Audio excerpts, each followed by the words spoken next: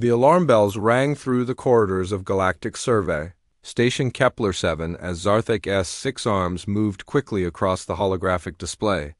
His compound eyes focused on the data streaming before him, each facet catching a different angle of the impossible information.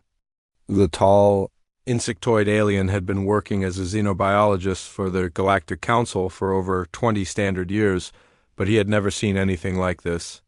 "This cannot be right," he muttered in his clicking language, his mandibles twitching with confusion. The galactic database showed a small blue planet in the outer rim of the galaxy, listed twice under completely different classifications. According to the records, the third planet of the Sol system was both a Class 15 Deathworld and a Nursery planet. Zarthek's assistant, a young Valtari named Wisp, floated closer on her gossamer wings. Her translucent body shimmered with concern as she read the data over his shoulder. "Senior researcher, perhaps there has been a database error? The system has been acting strangely since the last update." "Run a full diagnostic," Zarthek ordered, his voice carrying the authority of someone who had cataloged thousands of worlds. "Check every entry for this planet they call Earth. I want to know how this happened." The diagnostic took 3 hours. During that time, Zarthek reviewed the impossible data again and again. Class 15 Deathworlds were reserved for the most dangerous planets in the galaxy. These were worlds where the very atmosphere could kill most species, where the wildlife was deadly beyond imagination, and where the dominant species were so violent that even the hardiest explorers rarely survived first contact. Only 12 other worlds in the entire galaxy held this classification. Nursery planets, on the other hand, were the complete opposite. These were worlds of peace and safety, where injured beings could recover and find sanctuary. The inhabitants of nursery planets were gentle creatures who helped visitors and protected the weak. There were only 37 known nursery planets in the galaxy, and they were treasured by the Galactic Council. "Senior researcher," Wisp called out, her voice trembling with worry, "the diagnostic is complete. There is no error in the database. Earth truly holds both classifications." Zarthek's 4 hearts began beating faster. In all his years of service, he had never encountered such a contradiction. A planet could not be both the most dangerous and the most peaceful place in the galaxy. It was impossible. He called up the individual reports that had led to each classification. The Deathworld designation came from dozens of failed exploration missions. The Clichter exploration fleet had lost 3 ships to what they described as acid rain that dissolved our hulls and electrical storms that fried our systems. The Saurian Empire's military scouts reported crushing gravitational forces and toxic atmospheric composition that killed our strongest warriors. Even the hardy rockmen of Titan 7 had fled after their survey team was attacked by massive creatures and primitive bipeds wielding explosive weapons. But the nursery planet classification told a completely different story. The peaceful Veltari had filed reports of gentle bipeds who tended to our injuries and provided sustenance. The Aquarian research vessel had crash-landed in one of Earth's oceans, and their crew spoke of surface dwellers who rescued us from the depths and cared for us until we could return to space. The crystalline Resonari had similar tales of kindness and protection. Zarthek leaned back in his chair, his exoskeleton creaking under the strain of confusion. How could the same planet, the same species, be responsible for both sets of reports? He had studied thousands of worlds and their inhabitants, but he had never seen anything like this pattern. "Wisp, send an urgent message to the Galactic Council," he said finally. "Tell them we have a situation that requires immediate attention, and send a priority communication to the humans. They need to explain this contradiction." Meanwhile, 3,000 light-years away, Captain Jake Morrison stood on the bridge of the Earth diplomatic vessel Horizon, watching the stars streak by through the viewport. The ship was returning from a successful trade mission with the gentlefolk of Kepler 442b, and Jake was looking forward to a few weeks of rest back on Earth. Jake was a tall man with graying hair and kind eyes, but those who knew him well could see the steel beneath his friendly exterior. He had served in the Earth Defense Force for 15 years before joining the diplomatic corps, and he understood both the need for peace and the reality of conflict. "Captain," his communications officer, Lieutenant Amy Chun, called out from her station. "We're receiving a priority transmission from Galactic Survey Station Kepler 7. It's marked urgent." Jake frowned. Urgent communications from the Galactic Council usually meant trouble. "Put it through to my ready room, Amy, and ask Dr. Park and Commander Bell to join me." Dr. Lisa Park was the ship's chief xenobiologist, a small woman with sharp intelligence and an endless curiosity about alien life. She had been the first human to successfully communicate with the singing crystals of Vega Prime, and her work had opened peaceful relations with dozens of species. Commander Ryan Bell was Jake's military advisor, a broad-shouldered man with dark skin and steady hands. He had fought in the border wars against the Saurian Empire and knew the harsh realities of interstellar conflict better than most humans. The three of them gathered in Jake's ready room as the holographic display activated. The image of Zarthek appeared, his insectoid features clearly agitated. "Captain Morrison," the alien began without preamble, "we have a serious problem. The Galactic Council has discovered that Earth appears twice in our database with contradictory classifications. You are listed as both a Class 15 Deathworld and a Nursery planet. This is unprecedented in galactic history." Jake exchanged glances. With his officers, Dr. Park leaned forward, her scientific mind already working on the problem. "Senior researcher, could you explain how this happened?" "That is what we need you to explain," Zarthak replied. "The evidence supports both classifications. We have reports of your species destroying exploration fleets and caring for injured visitors. The Galactic Council is confused and concerned. They are demanding an explanation." Commander Bell's expression grew serious. "What happens if we can't provide one?" "The Council is considering quarantine procedures," Zarthak said, his mandibles clicking nervously. "Earth may be isolated from all galactic contact until this contradiction is resolved. You have one standard week to appear before the Council and present your case." The transmission ended, leaving the three humans staring at each other in stunned silence. Dr. Park was the first to speak. "This is actually fascinating from a scientific perspective. How could the same species generate such different responses from alien visitors?" "It's not fascinating if it gets us cut off from the galaxy," Commander Bell said grimly. "We've worked too hard to build these relationships to lose them now." Jake nodded, his mind already working on the problem. "We need to understand what happened." Amy set course for Council Station Alpha, best possible speed. As the horizon changed course toward the heart of the galaxy, Jake stood looking out at the stars. Earth had always been a complex world, home to both great kindness and terrible violence. But he had never thought that this complexity would become a diplomatic crisis. He thought about the reports Zarthek had mentioned, the hostile alien fleets that had been driven away, and the peaceful visitors who had been helped and protected. There had to be a pattern, a reason why the same planet could appear so different to different species. The answer was out there among the stars, waiting to be discovered. And Jake knew that the future of Earth's place in the galaxy depended on finding it.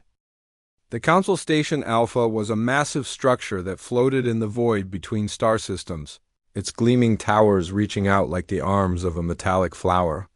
Ships from hundreds of different worlds docked at its ports, creating a constant stream of traffic around the station. Jake Morrison watched through the viewport as the horizon approached the main docking bay, marveling at the diversity of vessels surrounding them. "First time seeing the station, Captain?" Dr. Lisa Park asked as she joined him at the observation deck. Her tablet was filled with notes she had been making during their journey, theories about Earth's dual classification that she hoped to test. "Third time," Jake replied, "but it never gets old. Look at all those different ships. Each one represents a different world, a different way of thinking about the universe." Commander Ryan Bell stepped up beside them, his uniform crisp and his expression serious. "Let's hope we can convince them that Earth deserves to stay part of this community. The alternative isn't something I want to think about." The docking procedure took an hour, with station control guiding them through the complex approach patterns. Once they were secured, Jake led his team through the airlock and into the station proper. The corridors were wide and filled with beings from across the galaxy, each breathing different atmospheres. Through personal life support systems, they were met by a protocol droid that guided them to the council chambers. The main hall was enormous, with seating arranged in concentric circles around a central speaking platform. Representatives from over 200 worlds were present, their various forms creating a rainbow of colors and shapes. Zarthek was waiting for them near the entrance, his 6 arms moving nervously. "Captain Morrison, I am glad you came so quickly. The Council has been debating Earth's status for 2 days now, and opinions are strongly divided. What's the current mood?" Jake asked as they walked toward the human delegation's assigned seats. "Mixed," the alien scientist replied. "Some species are frightened by the reports of Earth's dangers. Others are grateful for the kindness they receive from humans. The debate has become quite heated." As if to prove his point, angry voices echoed from the chamber as they entered. A large reptilian being was standing at the speaking platform, his scaled hide gleaming under the lights. Jake recognized him as Ambassador Krexter of the Saurian Empire, one of the most aggressive species in the galaxy. "The evidence is clear," Krexter was saying, his voice carrying the authority of someone used to being obeyed. "This world Earth is a threat to galactic peace. My scouts reported massive predators that attacked without warning, primitive weapons that caused terrible destruction, and environmental conditions that killed trained warriors. This is clearly a Class 15 death world, and the other classification must be removed." A gentle voice rose from the opposite side of the chamber. "But honored colleague, you speak only of hostile encounters. What of the peaceful contacts?" The speaker was Telwyn, a Veltari elder whose gossamer wings caught the light as she floated above her delegation. "My people have experienced nothing but kindness from the humans. When our survey ship crashed on their world, they rescued our crew and nursed them back to health. They asked for nothing in return." "Lies and deception," Krexter hissed. "The humans show kindness to some while destroying others. This makes them more dangerous, not less. A predictable enemy is one thing, but these creatures change their nature based on circumstances. They cannot be trusted." Dr. Park leaned over to Jake. "This is exactly what I was afraid of. They're interpreting human adaptability as deception, rather than understanding it as a natural response." Jake nodded and stood up, permission to address the council. The chamber fell silent as the council speaker, an ancient being whose species Jake had never encountered, gestured for him to approach the platform. Jake walked to the center of the chamber, feeling the weight of hundreds of alien eyes upon him. "Honored representatives," he began, his voice carrying clearly through the chamber's acoustics. "I am Captain Jake Morrison, speaking for the people. Of Earth, we have come to answer your questions about our world's classification." "Then explain this contradiction," Krexter demanded. "How can your world be both deadly and peaceful?" Before Jake could answer, another voice spoke up. It was Aquilin, the representative of the Aquarian Federation. Her blue, scale-covered skin glistened with moisture as she stood. "I can answer that question. 3 years ago, one of our research vessels made an emergency landing in Earth's oceans. The crew was injured and our ship was damaged. We expected to die on what our databases called a death world." She paused, her large eyes scanning the chamber. "Instead, the humans sent rescue boats. They pulled our people from the water and took them to their medical facilities. For 6 weeks, they cared for our wounded and helped repair our ship. They asked for nothing except that we share our knowledge of marine biology with their scientists." "A single incident proves nothing," Krexter snapped.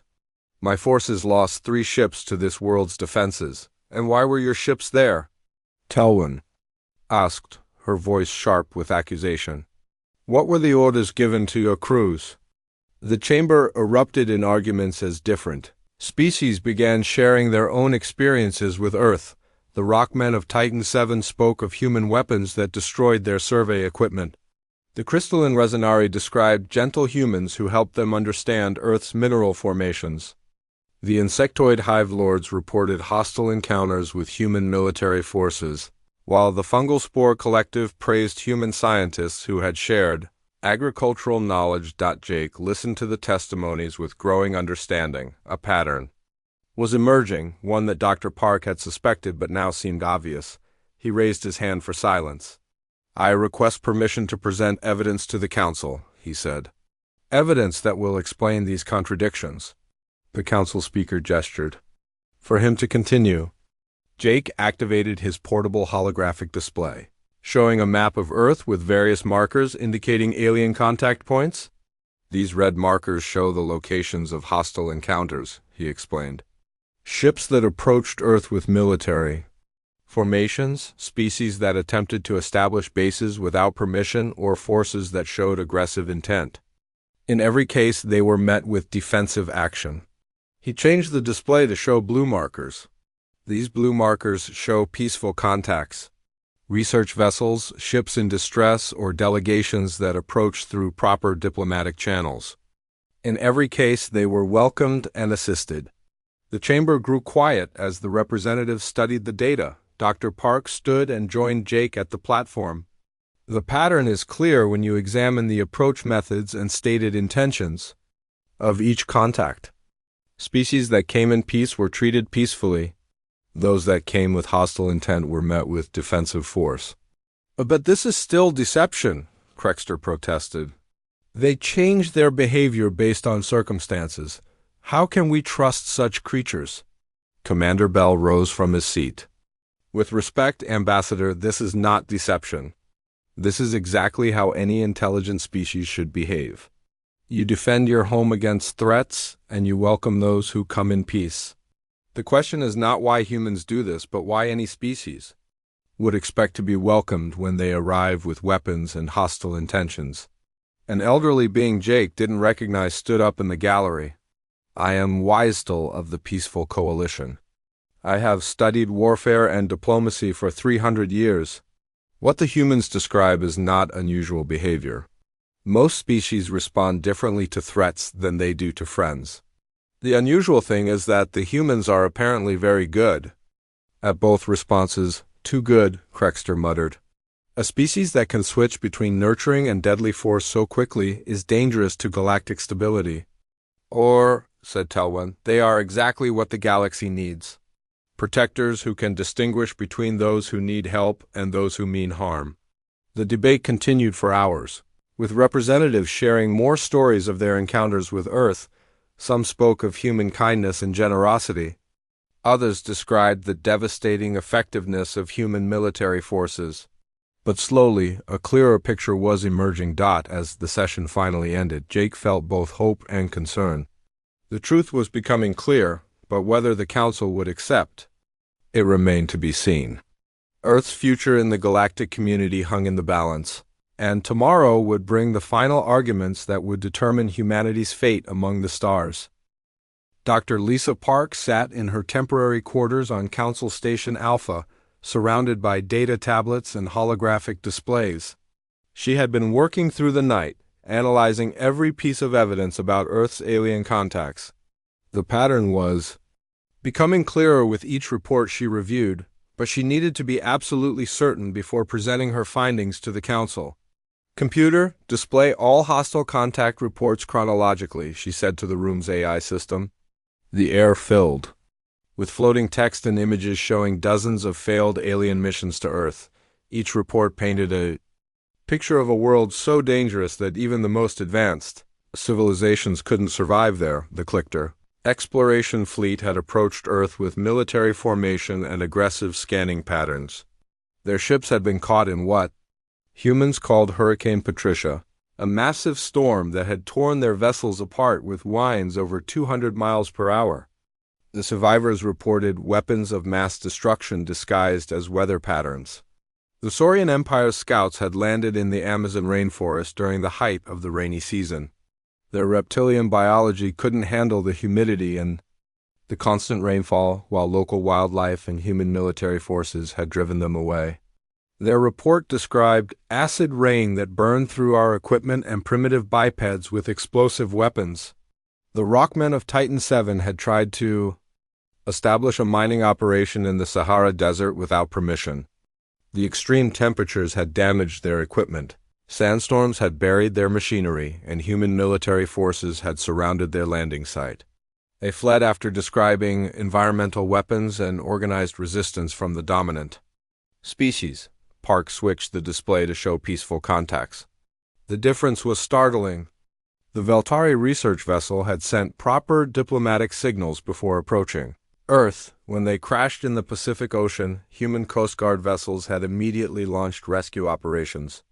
The crew had been taken to hospitals, treated for their injuries, and housed in comfortable facilities while their ship was repaired. The Aquarian Federation ship had suffered engine failure near Earth's moon. Human space traffic control had guided them to a safe landing in the Atlantic Ocean. Marine biologists had worked with the Aquarians to study Earth's oceans, while engineers helped repair their vessel. The entire experience had been recorded. As a model of interspecies cooperation, the crystalline Resonari had approached Earth openly, broadcasting their peaceful intentions and requesting permission to study Earth's mineral formations. Human geologists had not only granted permission but had provided guides and shared their own research. The Resonari had left with valuable scientific data and warm feelings toward humanity. A soft chime indicated someone at her door. "Come in!" Park called out, not looking up from her work. Captain Jake Morrison entered, followed by Commander Ryan Bell. Both men looked tired but determined. They had spent the evening reviewing military records and diplomatic files, trying to understand the full scope of Earth's alien encounters. "Any luck with the pattern analysis?" Jake asked as he settled into a chair. "More than luck," Park replied, her voice filled with excitement. "I think I've figured out what's happening. It's not that Earth is both dangerous and peaceful. It's that humans respond differently depending on the intentions of the visitors." She gestured to the holographic displays. "Look at the approach patterns.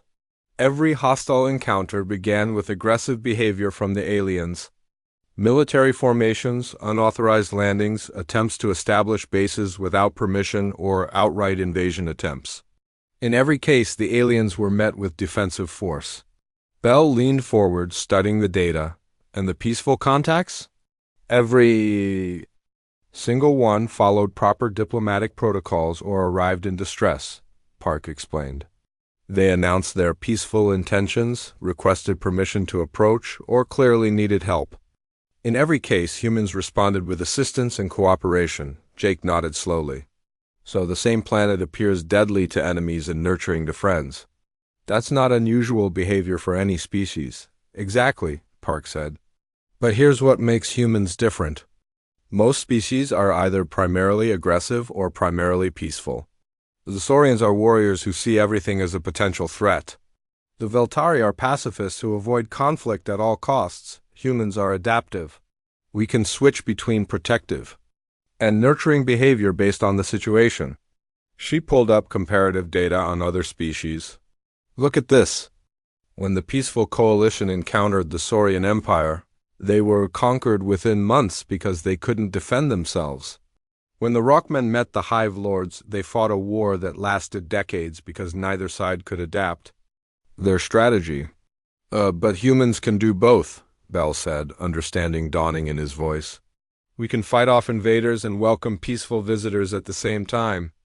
"Not just that," Park continued, her excitement growing. "We can do it quickly and effectively. Most species take generations to change their behavior patterns. Humans can switch from combat mode to caretaker mode in minutes. That's what confuses the other species." Jake stood up and walked to the window overlooking the station's main docking bay. Ships from dozens of worlds were arriving and departing, each following carefully planned routes to avoid conflicts. "So we're not deceiving anyone. We're just adapting to each situation as it comes." "Right," Park said. "And that adaptability is what makes us effective in both roles? When the Saurians invaded with military force, humans responded with military force. When the Veltari crashed and needed help, humans responded with medical aid and hospitality. Same species, same world, but completely different responses based on the situation." Bell pulled up military records on his tablet. This explains a lot about human military doctrine, too. We've always been taught to match force with force, but also to provide aid to non-combatants. Other species seem to struggle with that concept because they don't have the same adaptive flexibility, Park explained. The Saurians see everything as a military problem. The Veltari see everything as a diplomatic problem. Humans see each situation as unique and respond accordingly. Jake turned back to face his officers. So how do we explain this to the Council? Some of them are going to see our adaptability as a threat. We show them that it's actually a strength, Park said. Earth's dual classification isn't a mistake or a contradiction. It's an accurate description of how humans interact with the galaxy. We're dangerous to threats and helpful to friends. That's exactly what the galaxy needs. She pulled up a new set of data showing galactic conflict statistics. Look at this. Since humans joined the galactic community, conflicts between species have decreased by 30%. Piracy is down 40%. And requests for humanitarian aid have increased by 60%.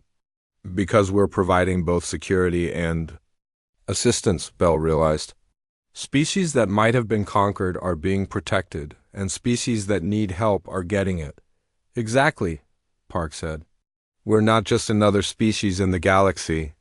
We're a stabilizing force. The fact that we can switch between defender and caretaker roles makes us valuable to everyone except those who want to cause trouble. Jake smiled for the first time since they had arrived at the station.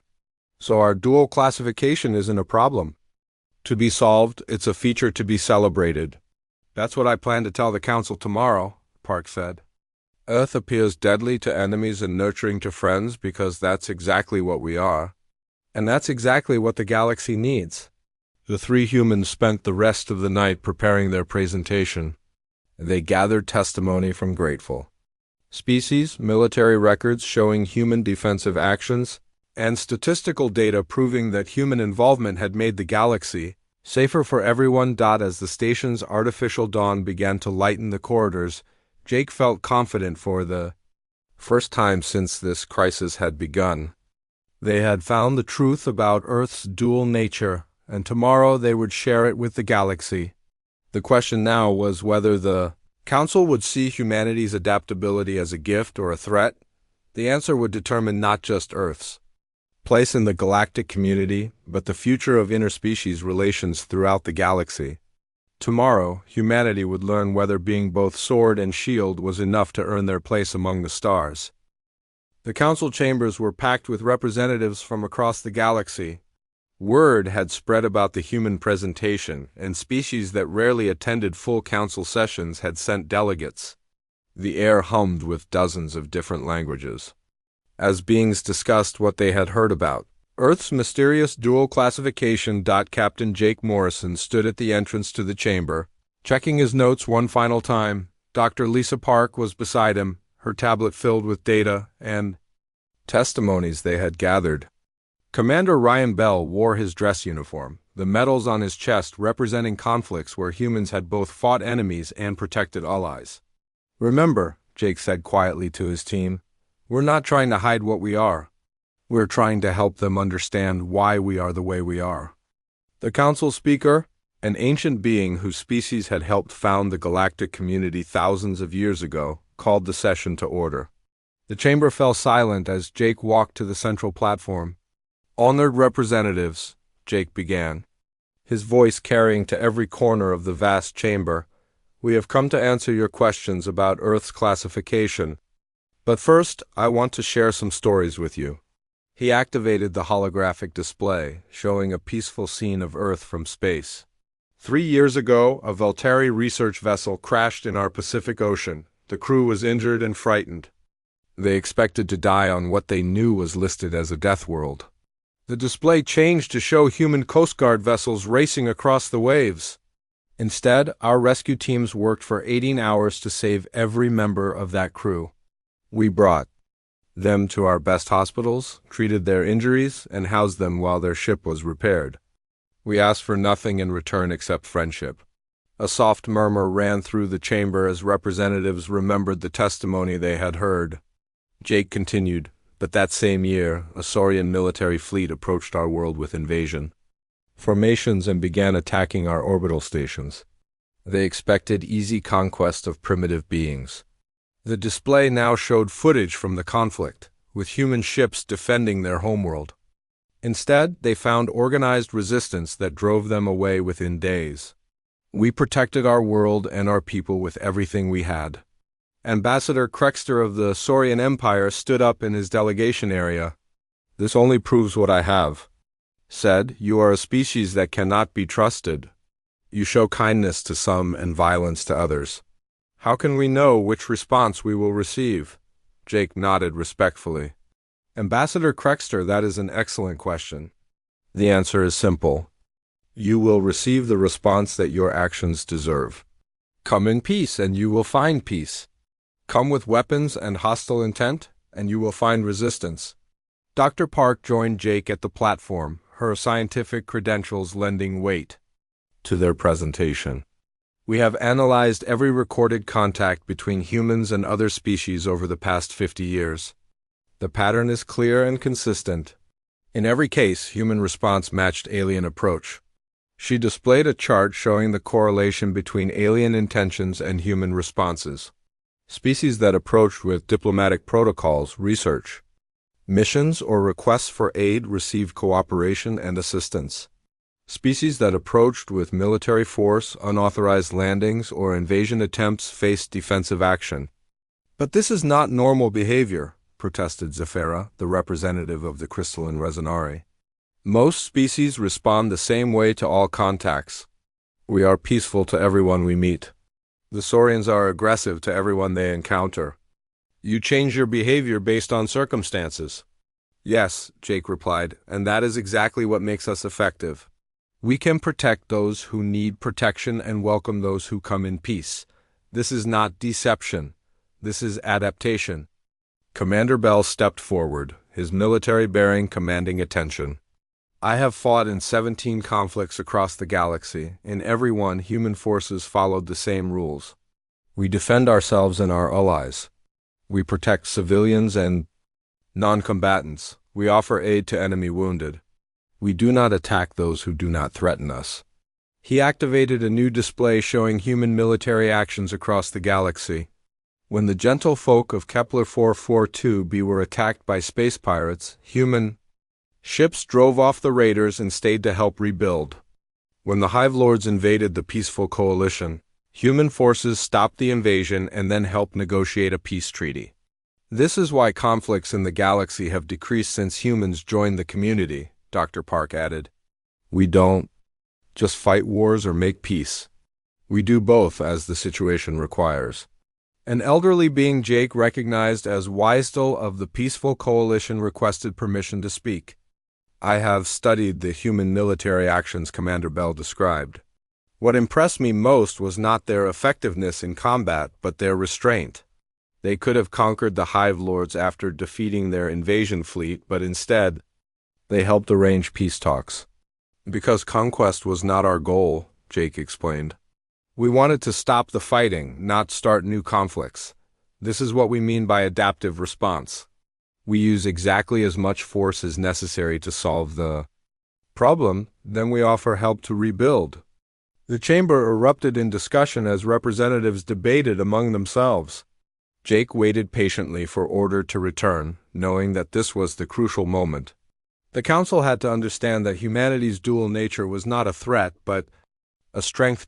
When the chamber quieted, Telwyn of the Veltari spoke. "If what you say is true, then humans are the perfect guardians for the galaxy. Strong enough to protect the weak, wise enough to know when fighting is necessary, and kind enough to help those who need aid." "No," Krexter objected firmly. "They are too dangerous. A species that can switch between peace and war so quickly cannot be trusted. What happens when they decide we are a threat?" Jake looked directly at the Saurian ambassador. "Ambassador, your people have attacked human colonies 12 times in the past 20 years. Each time, we drove you away and offered to negotiate. We have never attacked Saurian territory or threatened your homeworld. If we wanted to harm you, we would have done so by now. The truth of this statement hung in the air. The Saurian Empire was powerful, but their attacks on human settlements had been consistently repelled. If humans were truly aggressive, they would have retaliated against Saurian worlds long ago. "This is exactly what I mean," Dr. Park said. "We respond to threats, but we don't create them. Ambassador Krexter, your people continue to attack our colonies, yet we have never invaded your space. We defend ourselves, but we do not seek revenge." A new voice spoke from the gallery. It was Captain Nixara of the Aquarian Federation. "I was the captain of the vessel that crashed on Earth 3 years ago. I can tell you that human behavior is not random or unpredictable. They are aggressive to threats and kind to friends. This is exactly how any reasonable species should behave." "But most species cannot do both effectively," added researcher Clixton of the Insectoid Collective. "We have studied human military tactics and humanitarian efforts. They excel at both, in ways that no other species has achieved." Jake felt the mood in the chamber shifting. The fear and suspicion were being replaced by understanding and even admiration. But he knew that some representatives would never accept humanity's dual nature. "Honored Council," he said, "we do not ask you to change your opinion of what we are. We ask only that you judge us by our actions. We have protected the innocent and defended the peaceful. We have fought against oppression and helped those in need. Our dual classification is not an error. It is an accurate description of who we are." The debate continued for hours, but Jake could see that minds were being changed. The evidence was overwhelming and the pattern was clear. Humanity's adaptive nature was not a threat to galactic peace, but a guarantee of it. As the session finally ended, Jake felt cautiously optimistic. They had presented their case clearly and honestly. Tomorrow, the Council would vote on Earth's final classification. The future of humanity among the stars hung in the balance. The council chambers buzzed with nervous energy as representatives from across the galaxy waited for the final decision. Captain Jake Morrison sat with Dr. Lisa Park and Commander Ryan Bell in the human delegation area, watching as the council speaker prepared to announce the vote results. 3 days of intense debate had followed their presentation, with species arguing late into each night about Earth's proper classification. The ancient being at the center of the chamber raised one of its crystalline appendages, and silence fell across the vast space. "The Galactic Council has reached a decision regarding the classification of the world known as Earth," the speaker announced, its voice carrying clearly through the chamber's acoustics. Jake felt his heart beating faster. Everything they had worked for, Earth's entire future in the galactic community, would be decided in the next few moments. He glanced at his companions and saw the same tension reflected in their faces. "After careful consideration of all evidence and testimony," the speaker continued, "the Council has determined that Earth's dual classification is not an error but an accurate reflection of reality. However, our current classification system is inadequate to describe this unique world." A murmur ran through the chamber. Jake exchanged looks with Dr. Park, unsure what this meant for their future. "Therefore," the speaker announced, "the Galactic Council hereby creates a new classification category. Earth will be designated as the first adaptive guardian world." The chamber erupted in discussions as representatives tried to understand what this new classification meant. Jake stood up, requesting permission to speak. The speaker gestured for him to approach the central platform. "Honored Council," Jake said, "could you explain what an adaptive guardian world designation means for Earth and its people?" The speaker's ancient eyes seemed to glow slightly as it responded. "An adaptive guardian world is a planet whose dominant species demonstrates the ability to serve as both protector and caretaker for the galactic community. Such worlds will be recognized as having dual responsibilities and dual rights." Dr. Park leaned forward in her seat, her scientific mind immediately grasping the implications. This was more than just a new label. It was a completely new role in galactic society. "The protocols for approaching an adaptive guardian world are as follows," the speaker continued. "Peaceful missions, research vessels, diplomatic contacts. and requests for humanitarian aid will be welcomed and protected. Military approaches, unauthorized landings, invasion attempts, or hostile actions will be met with defensive force. Commander Bell smiled grimly. This was exactly what they had been arguing for, recognition that human responses were appropriate and justified. Furthermore, the speaker added, adaptive guardian worlds will have special status in the galactic community. They will serve as neutral meeting grounds for diplomatic negotiations. They will provide emergency assistance to any species in distress, regardless of political affiliations. In return, they will receive protection and support from the entire galactic community. Ambassador Krexter of the Saurian Empire stood up, his scaled features showing displeasure. This is unprecedented. No single world has ever been given such authority. Because no single world has ever demonstrated such capabilities, replied Telwyn of the Veltari, her gossamer wings shimmering with approval. The humans have proven they can protect the innocent while welcoming the peaceful. They have earned this recognition. The speaker raised its appendage again, calling for order. The decision has been made by majority vote. Earth's status as an adaptive guardian world is now official. However, this designation comes with responsibilities as well as privileges. Jake nodded, understanding that their new status would require them to live up to the Council's expectations. What responsibilities, honored speaker? Earth must maintain its dual nature, the speaker explained. You must continue to protect those who cannot protect themselves while welcoming those who come in peace. You must serve as mediators in galactic conflicts when requested. You must provide emergency aid to any species that asks for help, regardless of past conflicts. And if we fail to meet these responsibilities? Jake asked, though he suspected. He already knew the answer. Then your classification will be reviewed and possibly revoked, the speaker replied. The galaxy is trusting you with great authority. That trust must be earned every day. Dr. Park stood and joined Jake at the platform. We understand the responsibilities and we accept them gladly. Earth has always tried to help those in need and protect those who cannot protect themselves. This designation simply makes that role official. The chamber filled with the sounds of different species discussing this unprecedented decision. Some voices carried approval, others concern.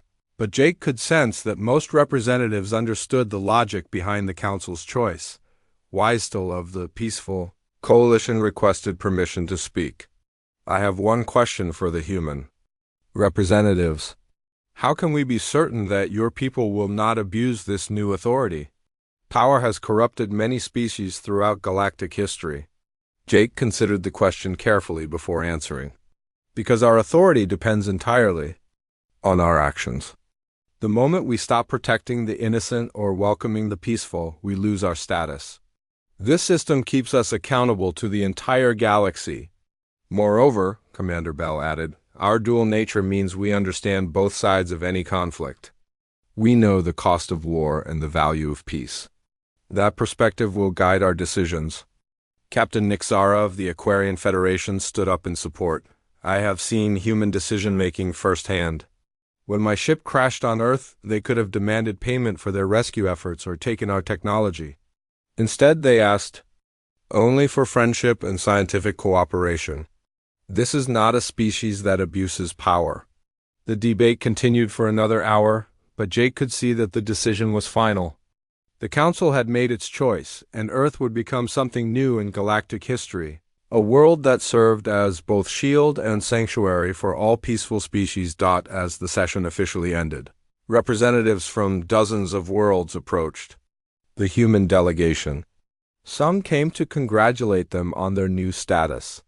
Others came to ask for help with problems their own governments couldn't solve.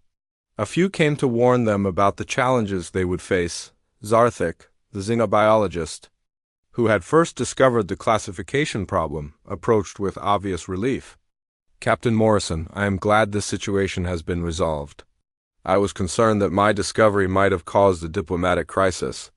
Your discovery led to something much better, Dr. Park replied. It forced us to examine what makes humanity. unique and help the galaxy understand our true nature. As they prepared to leave the station, Jake reflected on what had happened. Earth had entered the galactic community as just another world seeking trade and friendship.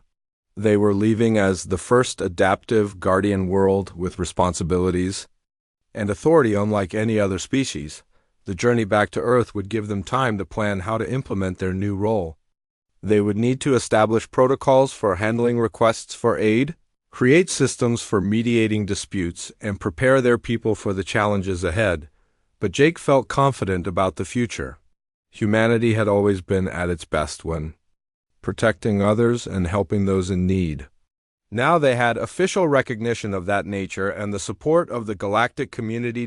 As the Horizon departed Council Station Alpha, Jake stood at the viewport watching the stars. Earth's dual classification had seemed like a problem to be solved, but it had turned out to be humanity's greatest strength.